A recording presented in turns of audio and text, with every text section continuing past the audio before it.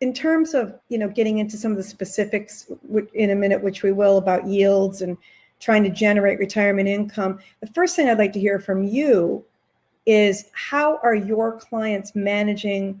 How are they coping through this period we're in right now? Well, first of all, thanks for inviting me, and want to share some thoughts on that. And the clients are doing fine. Surprisingly, everyone's worried. They're following the news, and it's certainly scary. But I think on the whole, the kind of the pleasant surprise has been that when we reached out to a lot of folks, that they were, I wouldn't say taking it in stride, but they took it in context. They were feeling secure in the sense that we were kind of prepared as we kind of went into this. But, certainly the news, the headlines are scary. No one knows what the future holds, but, they feel pretty comfortable, given I haven't gotten too many panicky calls, so I'm feeling pretty fortunate that way. Did you reach out to your clients like individually to Yes. go beyond just the perfunctory, hey, hang on, you're in this for the long run, it's going to be okay? Did you actually look at everybody's situation and try to figure out, okay, who's got a spouse that might have been laid off, who's really impacted by this, who might really benefit from CARES Act and things like that?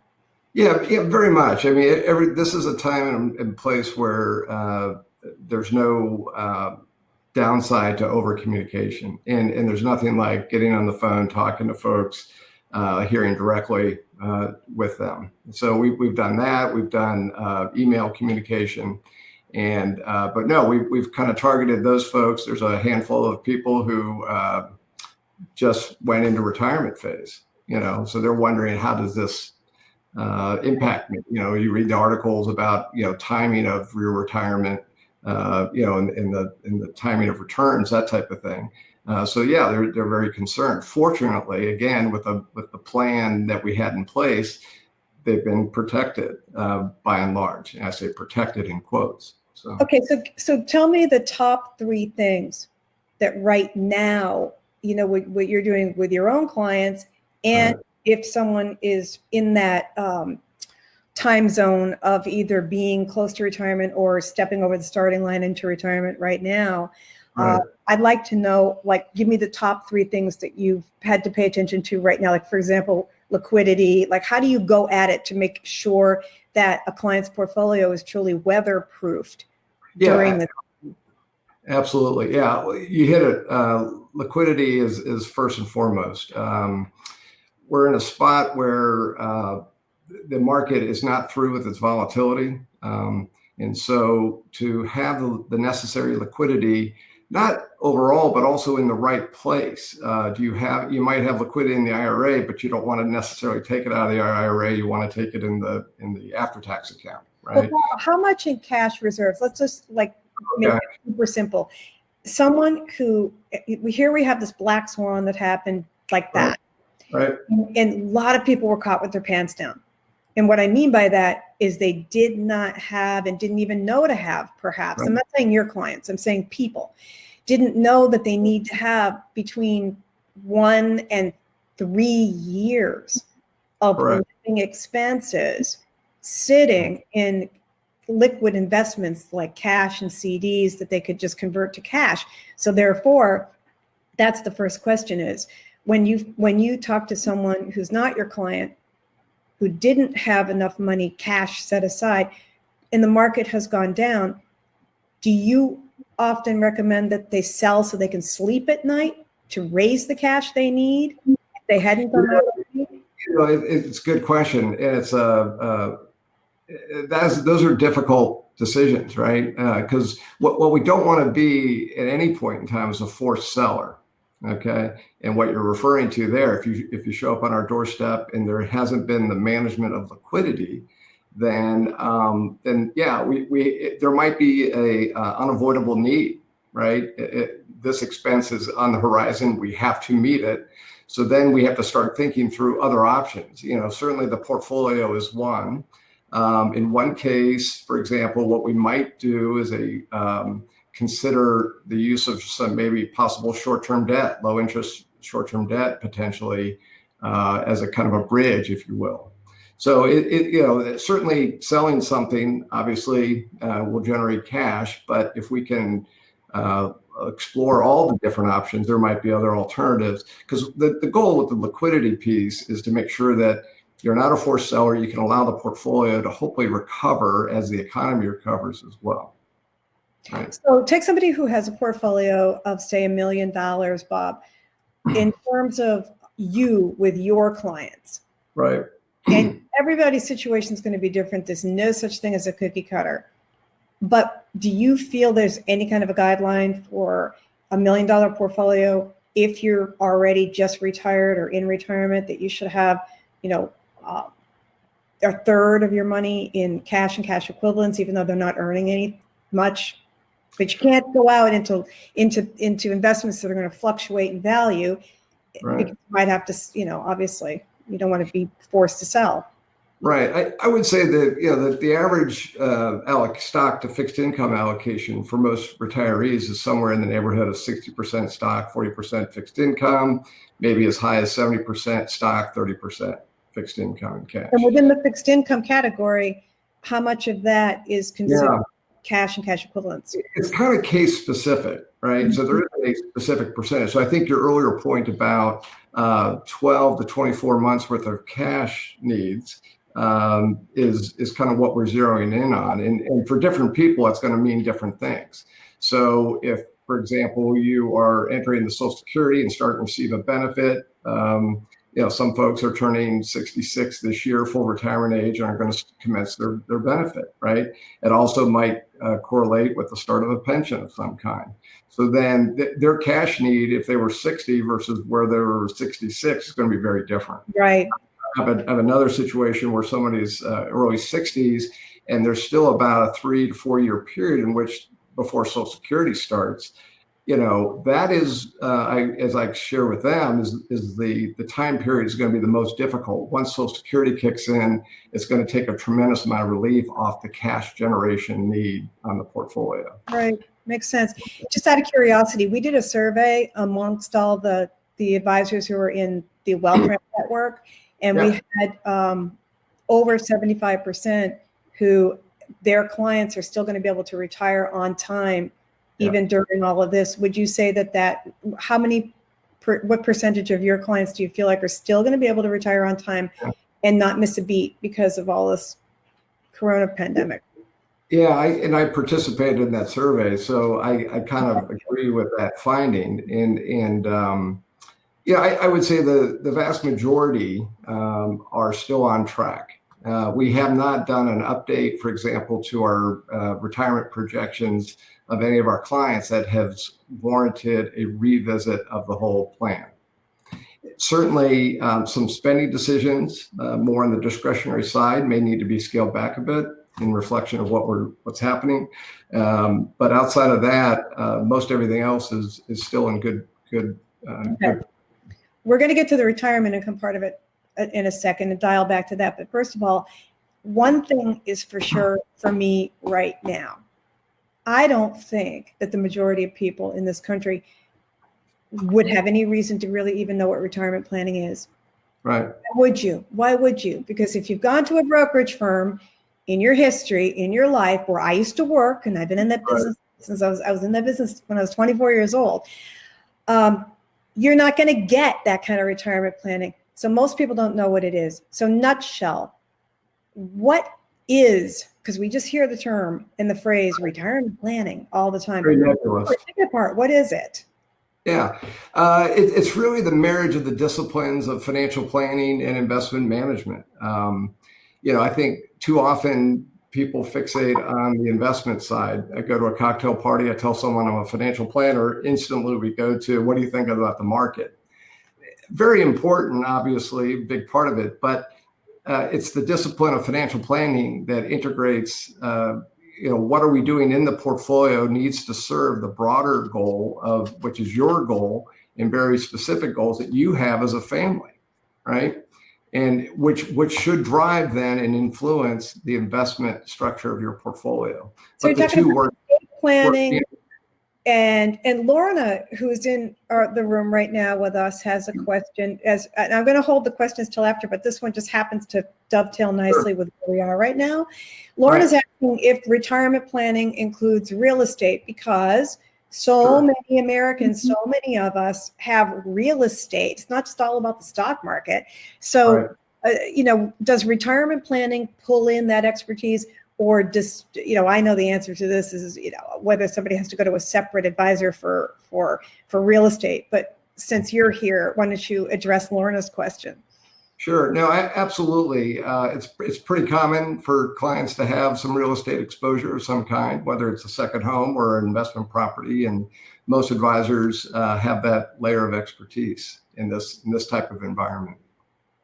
And small business ownership, things like that. So. Absolutely. So Bob, you're striving to kind of pull together all the different facets holistically of somebody's life. And so the retirement planning, no matter what age you start, would you say it has to incorporate everything? It can't just be investments. No, absolutely. Absolutely. Because the investment, in my judgment, the investment side of it it falls out of the financial planning piece. It's where are you in your life? What is your age, your health? What are your goals? When do you want to retire? What does retirement look like?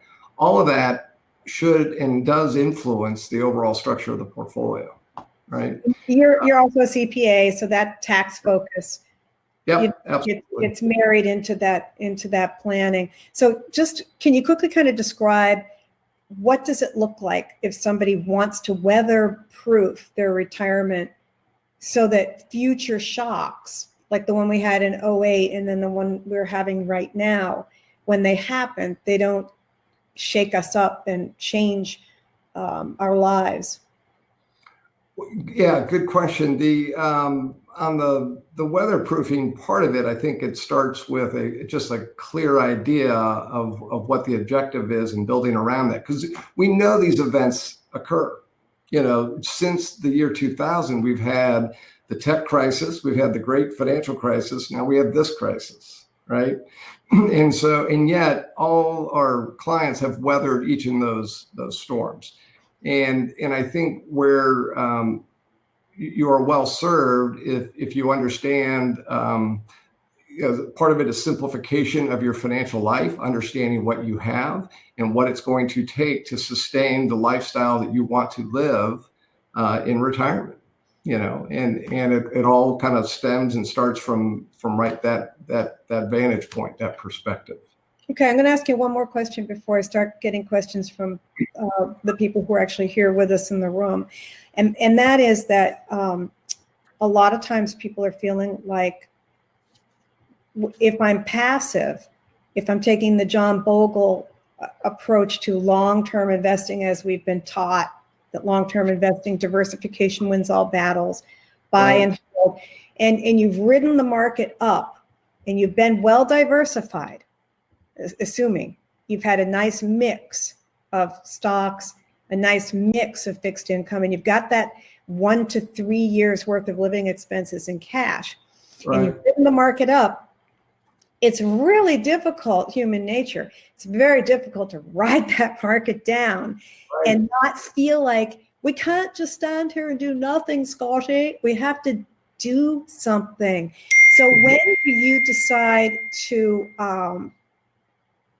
actually take a little bit more active role in positioning and repositioning people, in order to not just feel like you're sitting there and you've got the same plan and it's gone to sleep? Right.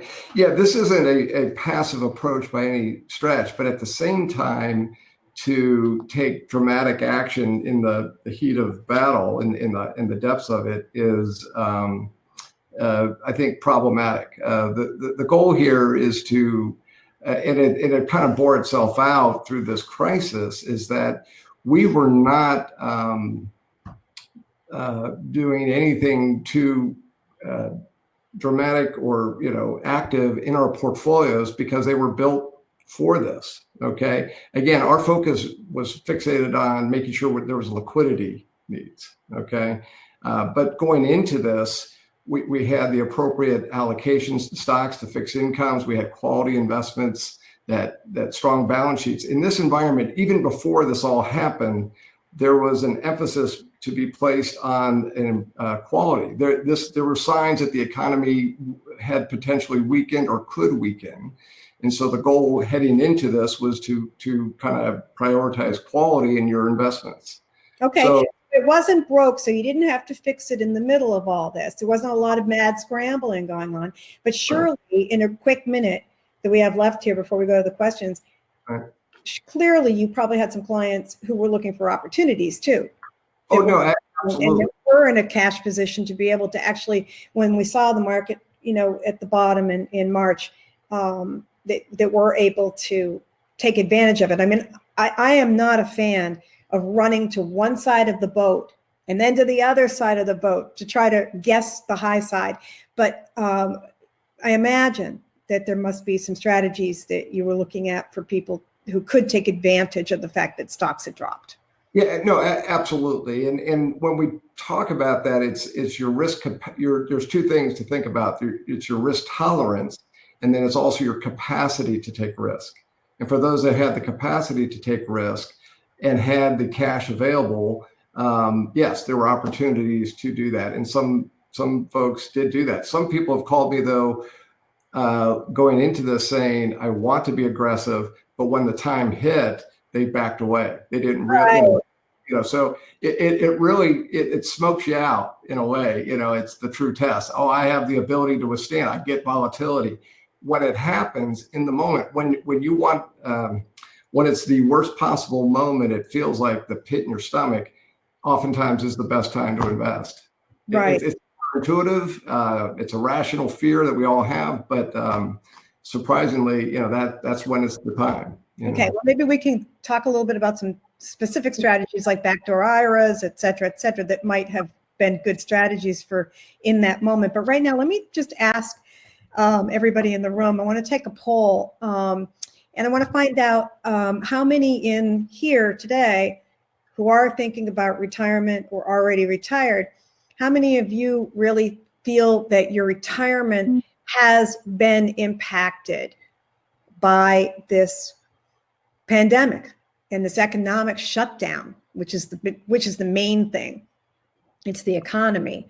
I've never used the poll before, but I am. I think I'm asking the questions right now. Okay, we've got our another question in the chat room too. The chat room. It's not a chat room, but it's chat. It is today. Yes. Hold on one second. Let me get back in there.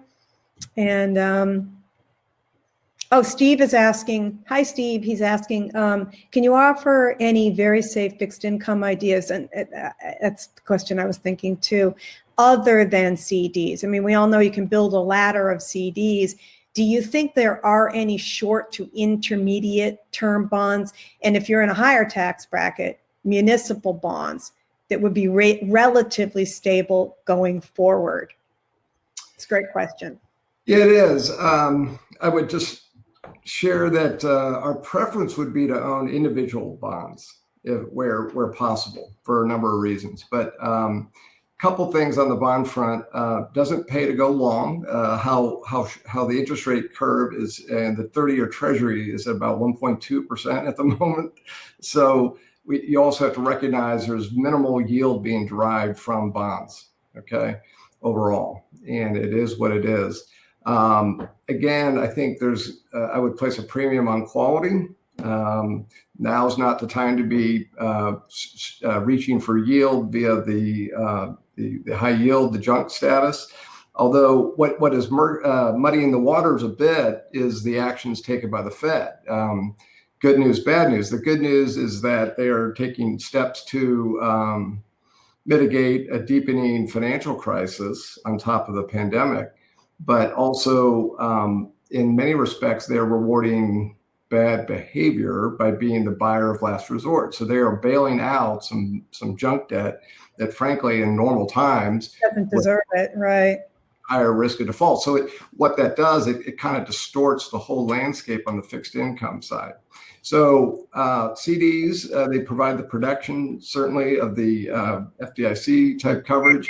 We've been using short-term treasuries principally in a flight to quality. But we also use high investment grade bonds, but probably no more than 3 years, 4 years out in terms of the maturity. But again, our preference would be to buy individual bonds. Those are the best of all worlds, in our opinion, for principal preservation. Properly diversified bond portfolio, I think, would outform a open-ended mutual fund. What do you see as a blended kind of return for fixed income without going out? Because I'm sure most people probably understand that the further out you go in time, right, when you're investing in a bond or anything that is like a bond-like safe kind of vehicle, the more you go out over time, the more the value, the underlying value of that bond will fluctuate. So sure, therefore, you are getting into a little bit of risk there. So the name of the game is, I like to think of it as staying in the shallow end of the pool. Yep. You don't want to go in the deep end of the pool right now. But Bob, Right. do you want to go into the middle of the pool at all to try to reach for that higher return, that higher yield? Because so many people are living on their investments and Social Security combined, and everybody's in a different position. But we all care greatly about trying to squeeze as much juice out of the lemon as we possibly can so that we can add vodka later. And so how Right. far out do you feel comfortable going? And what would you say the blended return is for that kind of fixed income? The landscape has shifted so dramatically. I mean, we had just started to climb out of the financial crisis and get to a little bit more, for lack of a better word, normal yield curve. It wasn't that long ago, late 18, that money markets were yielding a little over 2%, right? And so that sounds like the heydays, 2%. no, I mean, that's hardly, by historical standards, that's fairly modest as well. So, Yeah. I think the reckoning and the realization, okay, is sometimes we have to speak hard truths, and that is we cannot generate safely, a high level of income from that fixed income portion of the portfolio.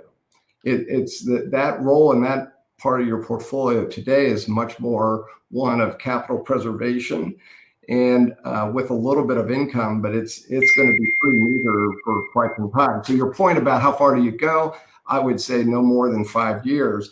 But you really have to question the difference in the yield between a 2-year or heck a 6-month versus even a 5-year bond. Very minimal, very minimal. No, it's so if you had to put a number on it and you had in your mind the goal for your clients' fixed income portfolios without taking that risk of getting out there on the value side, I mean, fluctuation side, what would you be trying to strive for?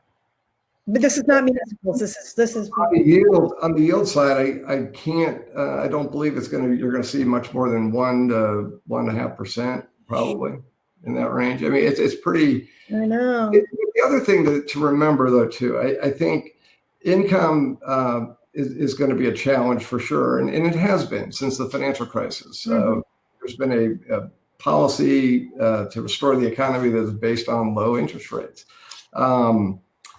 But also when we do our financial planning, we're focused on total return.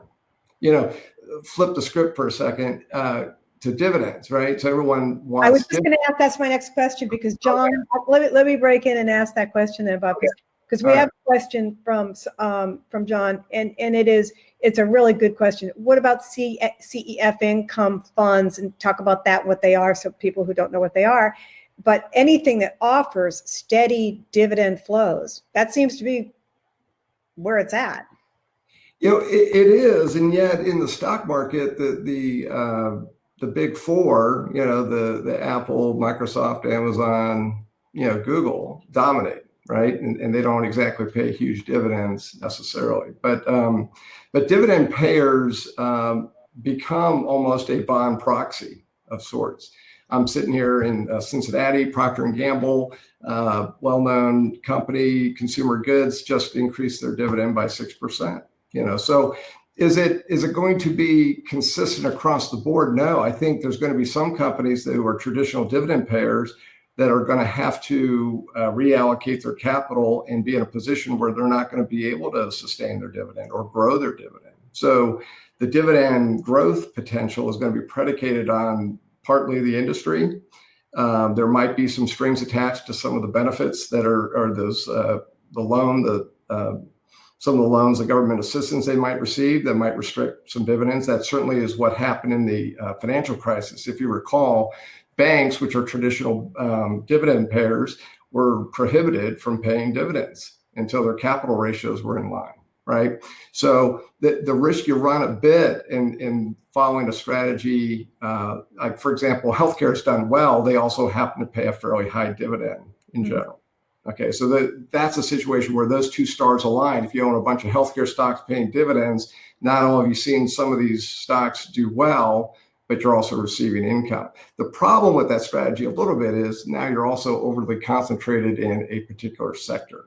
Okay, so there's a lot. Okay, for example, the next follow-on question to that naturally becomes, and back to what Lorna questioned about real estate. Do you look at real estate, Bob, like it's an alternative investment that has a total negative correlation to the stock market? Do you look at REITs, which are real estate investment trusts? Obviously, I'm saying that for people who probably are familiar with it, and they pay, some really nice dividends. Where do you see real estate coming into the portfolio in the dividend context? Yeah, I think if you own it individually, outside as a kind of a separate venture, separate investment where you're the landlord and receiving the rents, I think that's fantastic. It's a diversification of your asset. It's not directly correlated to the market in any way, just more indirectly in the sense that real estate prices may fluctuate based on what's happened, right, overall in the economy. But if you've got stable rents, it's a tremendous. Some of our wealthiest clients have got a nice amount of investment income, okay, through real estate.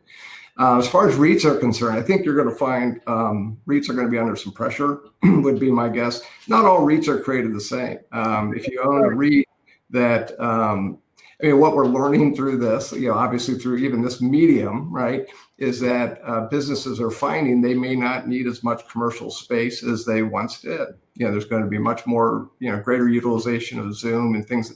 I don't believe that we're going to go totally virtual. I think there's still going to be a need, but if you're a REIT that owns commercial properties, if you're a REIT that owns shopping centers, things of that nature, they're going to be under some pressure. Now, having said that, there are some REITs out there.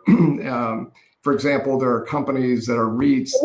These are publicly traded real estate investment trusts that right. Anybody can just buy. They're publicly traded. We personally, I'll just do a short little intersection here. You got to be aware of anybody who ever tries to talk to you about private REITs.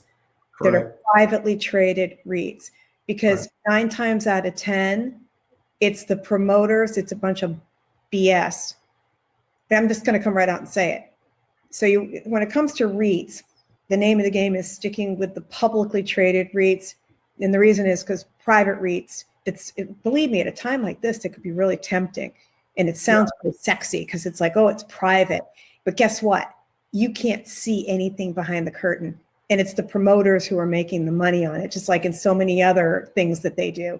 So let me just go back to what you were just saying so we can wrap up on publicly traded REITs. Yeah, and I think that's a great point. And I have clients who have invested in private REITs, but you have to do your due diligence. There are some REITs out there, for example, that specialize in cell towers. Cell tower growth is, that would be a safe place to be. Healthcare likely is going to be pretty safe for a while. But REITs. Do you feel like you continue to reach for REITs for income that's derived from the dividends, and feeling like, if obviously you've done your due diligence and it's a publicly traded REIT and it looks good, that you feel like that is a reasonable place to reach for? It's not bad. I think it's all in proper context.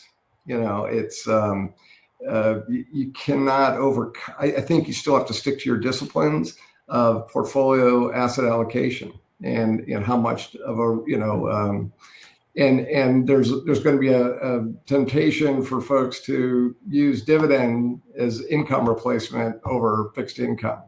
But implicit with that is also an acceptance of a much higher degree of investment risk, volatility. Right. And not quite as liquid. All right, let me go to another question. Okay.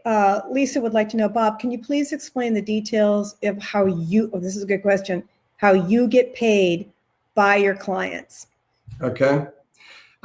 Good question. And, surprisingly, it's one of the questions that doesn't get asked enough. I'm always struck by that. We are a fiduciary. We're a registered investment advisor. We're a fee-only firm. And what that means is that I have my compensation is based on asset management of the portfolio. We charge a fee based on the amount of money that we are managing. So as the portfolio has come down, our revenues have come down, but it's a tiered pricing model such that there's a break point at $1 million, and over $1 million, it drops down. So the blended rate over $1 million is less than 1%. That also includes financial planning, for example. But what happens is each quarter, 1/4 of the fee is charged. And after full disclosure, full transparency, we get no income or revenue from any advice we're giving. We don't sell products. So any investment advice I provide my clients. You're working only indirectly for your clients as their advocate, and that also means, Lisa, that if you or advisors who are like you, who are the only real advisors I consider to be real advisors, you have no motivation to basically dissuade somebody from investing in real estate. You have no motivation to not suggest that someone, if they really want to pay off their mortgage, use the money in their investment account to pay off their mortgage. If they really felt like they're going to sleep at night better, that's what's really important. But let's just bring it down to dollars and cents, if you don't mind. Let's just say that somebody has $500,000 in a portfolio. You're going to manage that portfolio for them. And you're also going to provide this robust financial planning, because you can't have one without the other. Correct. What in dollars would that cost typically on an annual basis? I would say, generally speaking, like in our world, our shop here, it would be 1%. So it'd be $5,000 on a $500,000 portfolio. So that's $5,000 a year. And then they pay that $5,000. They break it down over each quarter, and you bill, each quarter. And obviously, that's going to be a little bit negotiable. If somebody has a more complex tax, you're CPA, so you bring that tax focus to the table as well. I'm not saying that you're going to do everybody's tax returns. Do you do tax returns? No, I don't. Okay.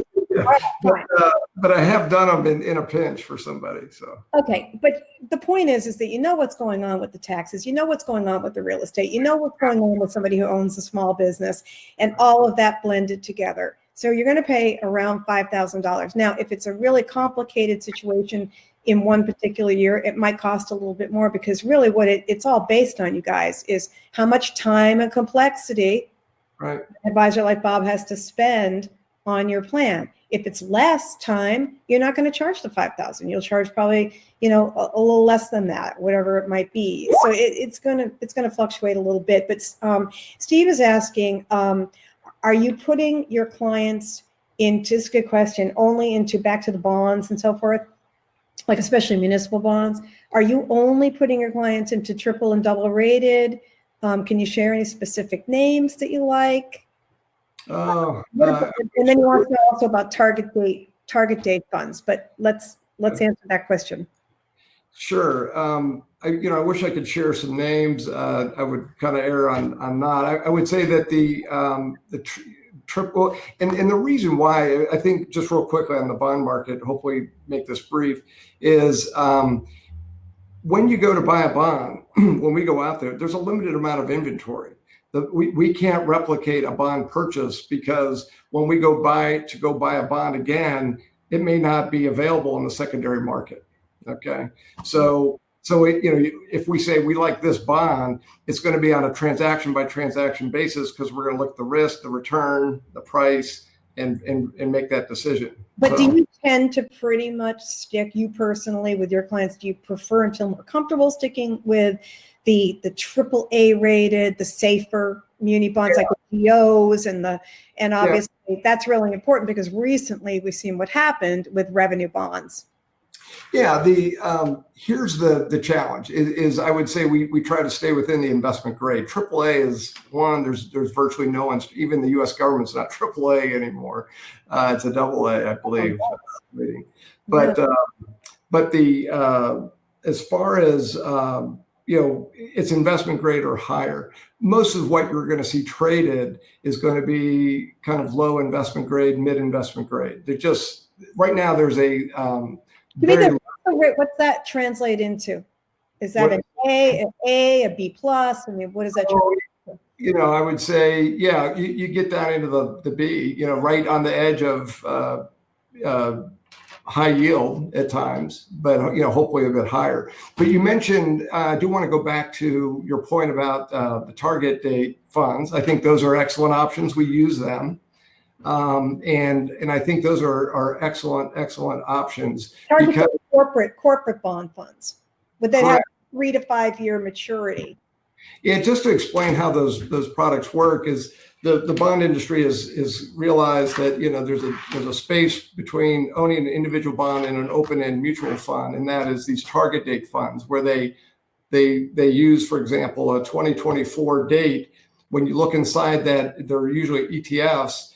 And when you look inside that bond or that investment, they only own bonds that mature in 2024.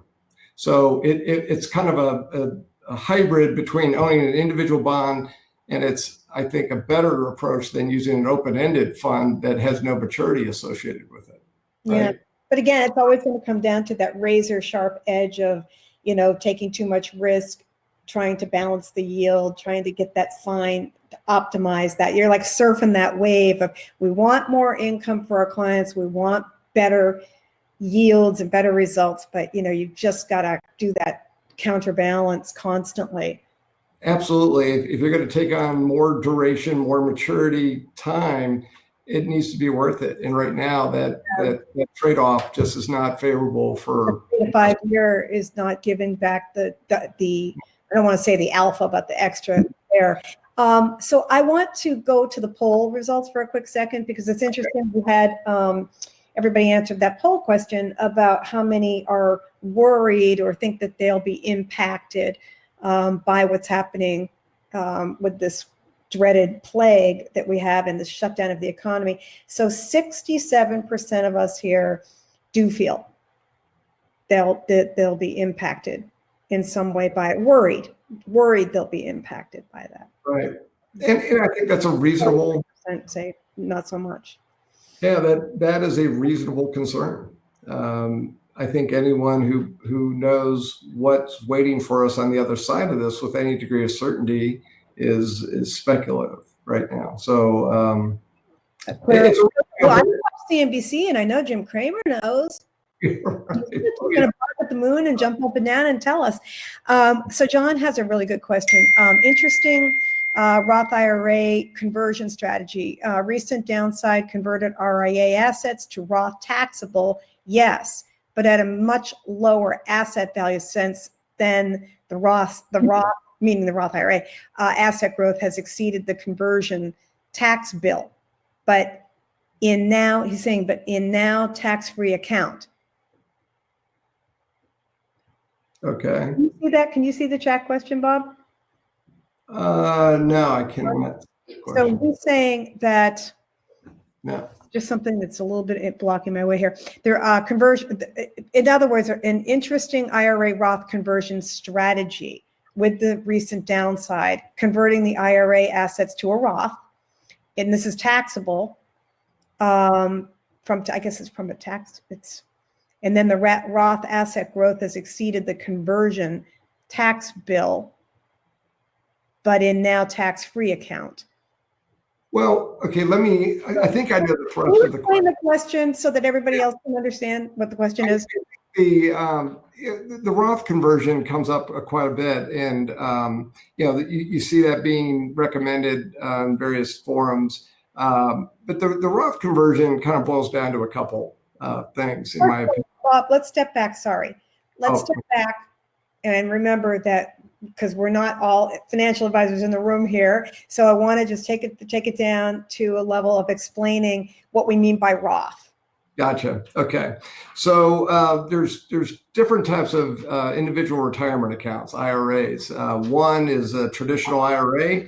The other that was introduced, I forget how long, I believe it was in the late or sometime in the 90s, is the Roth IRA. And what the Roth IRA does in a traditional IRA, you put money away on a tax deferred basis. You get a deduction for putting some money away. It's usually limited between this year will be $6,000 if you're over the age of 50. I believe it's 6,000. Maybe there's a catch up as well, 1,000 to bring it to 7. But you put it away, and then when you pull that money out, it gets taxed as income. Okay. So the IRS says, we'll let you put it away. You can defer it. When you reach now it's 72. It used to be 70 and a half was the date at which you had to start pulling money out. A Roth, on the other hand, you put that money in and you put it in on a after-tax basis. So you've already paid taxes on it. You get to put it into a Roth account, and then it gets to grow tax-free.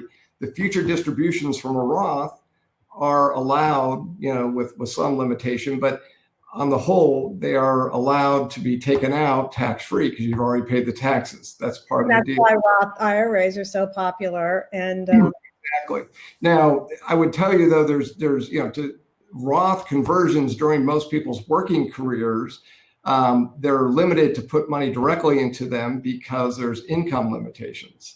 So what happens is after your working career is winding down, or you may be retired, it creates an open window, if you will, where your tax rate comes down.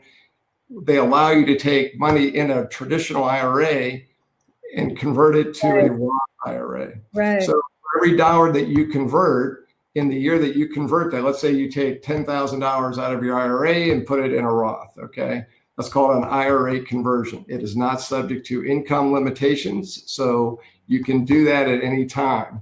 When you do that, you will be taxed on $10,000 of income because you took it out of the traditional IRA and you put it into the Roth IRA. Okay. Now there are some other rules that you have to follow, but by and large, that's kind of the simplest way to think about it. So I think though, when we look at this topic has come up a lot in recent weeks because asset values come down. If you're going to convert more money, you do it on a lower basis, but potentially the only caveat there is the big driver in this, in my opinion, is also your overall tax rate. Okay. Because even though asset values may be down, if you're in a high tax rate, that's the price you're paying to get to the other side of this. Everyone's got to remember there is some value in tax deferral as well. Okay. Well, I like the Roth conversions in those instances where I was talking to a person the other day, they're in about 25% effective tax rate, that within 5 years, okay, they're going to be retired. Their tax rate's going to come way down. They can convert today at 25% or wait 5 years from now and maybe do it at less than 15%. That's right. Right.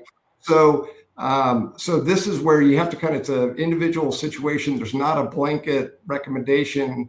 It's really case specific and very specific to your tax. Yeah. And that's a theme we're going to hit on over and over and over again. I used to talk about it on my show on Money Track all the time. Everybody's situation is so uniquely different. And we all always want this like rule of thumb or this guideline or just give me the easy answer. And the truth is, if you're really going to do it right, you have to look at the whole context of every flippant thing you're doing in your life, because you might own a business, you might be self-employed, your wife might be doing, your husband, you know what I mean? You've got all these considerations, you've got kids, you might have the special needs. I mean, you have all these considerations that have to be taken in the aggregate. And that's the problem with when you go and you try to get like quick advice on investing. And it's like, no. You're really hurting yourself by doing that. Bob, before we got a question from Eileen back over to municipal bonds. I'm going to get there in a second. First, I'll ask you, just give me a quick answer, quick definition of what do they mean by, we've all read and heard about backdoor Roth IRA. So what do you mean? Just define that for us. Sure. So backdoor IRA would be an instance where someone I mentioned the the income limitations that are subject to making for example, a Roth contribution or a IRA contribution. So what people will do sometimes will take advantage of, they'll make a non-deductible IRA contribution, traditional IRA contribution. Okay. Right. Because remember, there's going to be income limitations, frankly, on both. But if they make an IRA contribution, it's non-deductible, you can then convert that over to a Roth IRA. So if you didn't get the tax deduction putting it into your traditional IRA, because you can put non-deductible contributions in an IRA, it creates some accounting issues as you pull money out.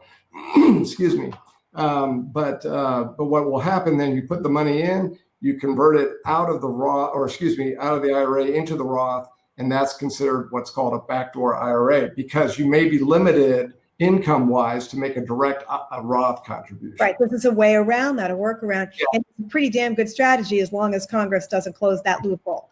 One caveat, real quick caveat, is that if you already have IRA money outside, and you do a conversion, there's a pro rata rule that applies. So if you're going to convert some of that money, they say, wait a minute, you had money in your IRA already. Some of that's going to come over, we're going to tax you on it. Right. Okay. Let's go to the next question from Eileen, back over to municipal bonds, because she has all New York City high-grade munis as part of her investment portfolio. She's asking, should she be worried, considering the fact that New York and its own little environs there are the epicenter of COVID-19? What a great question. Yeah. Because all of her bonds are concentrated in being New York State municipal bonds, and they are GOs. Right. Well, first of all, I hope you get a holiday card from the governor for investing in there, or the mayor. A couple of things is, I think what you're really, the heart of your question is default risk. There's been a lot of in the news about will the federal government step in and bail out state and local governments in their debt issues. My sense of it would be that that they will, because that does not benefit anybody to see mass defaults across the municipal, because it's not just unique to New York City, it'll be across this entire country.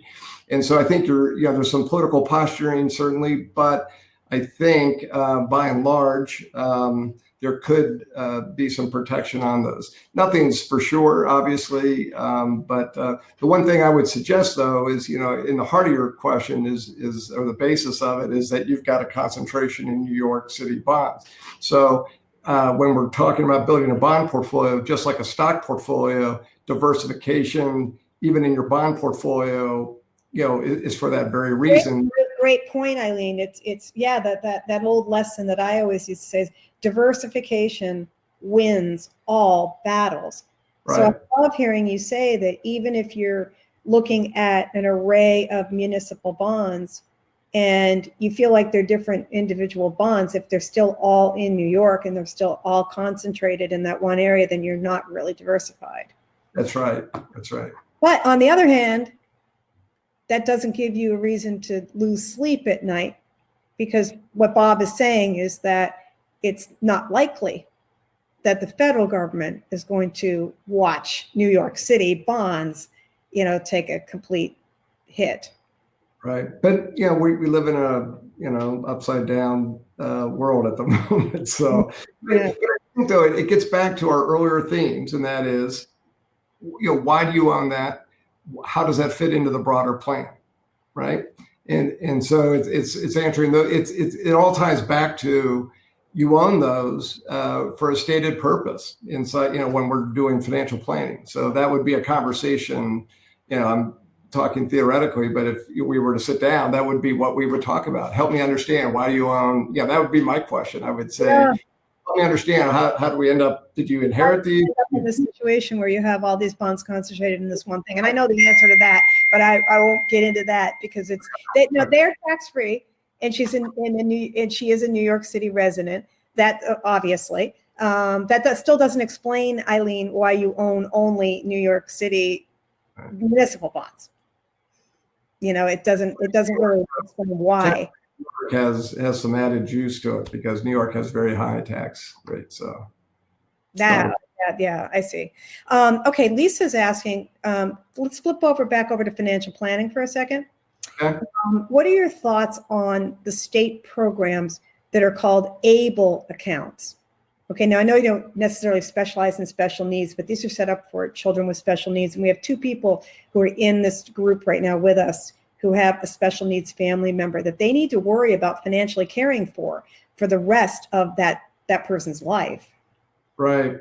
So how do you want me to answer that question? Or what do you know about ABLE accounts, the state programs, these ABLE accounts, if anything at all? Or do you have any? I'm going to profess that I don't have that much experience, in that ABLE directly. We work with clients that have special needs situations, and what we normally do, and this kind of special needs trust, Bob, to an ABLE account. Do you have any kind of a feeling of, comparing? Honestly, I don't. But what we do is we recognize, because one of the things we're very well versed as a general rule as planners on a variety of topics, right? But what we do is we identify an issue like this, and we'll bring in outside experts and help that will guide us in those kind of. But what we do is we factor that into your plan. I don't feel comfortable giving advice on something. I will let you know where my limits are in terms of being able to address questions. But we deal with clients that have special needs. They might have a grandchild. They may have a child.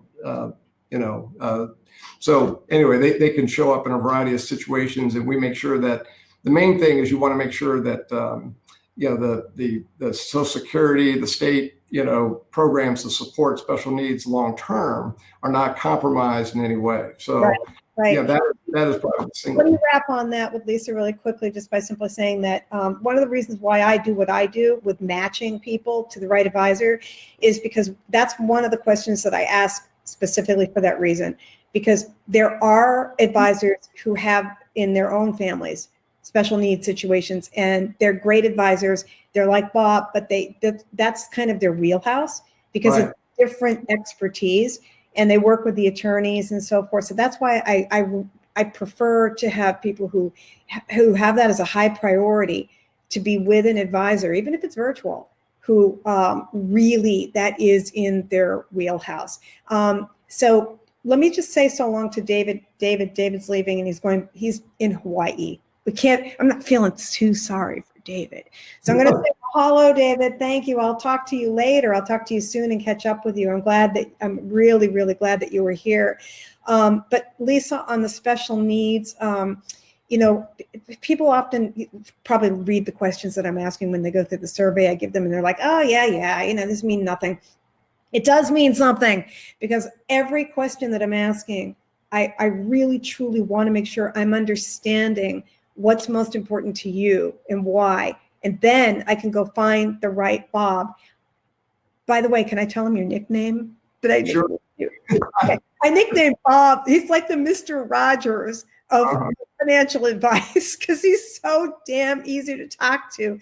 And is I was going to wear a sweater. But he does have a drumming gig on the side, and his nickname is Snake, because he wants to be edgy he's a drummer.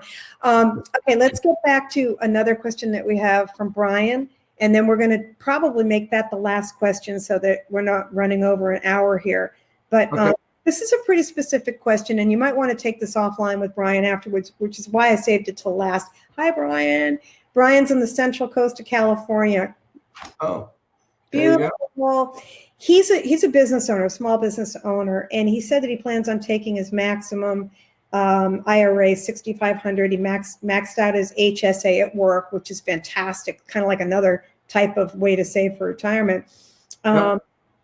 And he said that he's on his way to 61 years old, and he's got, good amount of savings, and he's wondering if he should also open up and make a deposit into a SEP to keep his income down so he doesn't end up owing $10,000 for his covered California insurance when he exceeds the parameters. So that could be a question to take offline, because I think there's a few pieces to it. But in general, he's just laying out, that he's a business owner, this is what he has, and that he's wondering about making a deposit into a SEP. SEPs can be fantastic vehicles for. SEP, by the way, is a self-employed IRA account, for those who don't think about it. Yep. Apologize for the acronyms. There are lots of them. But a lot of these rules on the employment retirement deferrals are going to be largely dictated and driven by also the structure of your company, in the sense of how many employees you have. The more employees you have, you can certainly add a SEP, but there would probably be a requirement to fund some safe harbor provision or so of your other employees. So if you're a solo business, incorporated gives you a lot more flexibility than if you, say, have a staff of 5 to 10 people, or something along those. He's a sole proprietor. He's a sole proprietor. So a sole proprietor, yes, you the sky's the limit, in terms of how you can structure that. Yeah, so. Good. Well, most people sound like they're in pretty good shape, actually, who are asking these questions, which is reflective. But it also points out to me and to you that even though we have a small group of 20 people in the room right now, everybody's situation is different, because we've had questions from, someone who has municipal bonds that are, concentrated in one geographic area. We've got someone who's a small business owner with questions, and two people who have special needs planning questions. And then Steve, who had questions also about, real estate and so forth. I think we had Lorna wanted to ask a question about putting some real estate into an estate. And that's the last question that we're going to get to today. And I think that what she was asking was more related to, is it smart to have, is it smart to have her life insurance in a trust? I guess, again, that's kind of a specific, probably a one-on-one question that you can't answer. That would be like me coming to the interior designer and saying, should I buy the red couch? Well, I don't know if I've ever been to your house. You know what I mean? Let me just say real quickly, touch on insurance. The first thing you have to decide on insurance is, why do you own it, and what the purpose is. Where you own it then will be driven by a variety of factors. So what I find is most people have insurance policies that may not need them. They can also be converted potentially to other purposes, like a long-term care need might be greater than your life insurance need. Full disclosure, we don't sell insurance. And so you evaluate insurance. Yes. Evaluate how much or how little, or whether someone's overinsured or underinsured. But no, Bob does not sell insurance. Nobody on our platform is an insurance salesman or an insurance agent, because we don't want that conflict of interest. I know people who sell insurance. They're nice people. I don't want to, they fall as an industry, as a general rule, though. It's a little bit like the person with a hammer, everything's a nail. They'll find a solution for an insurance product they have.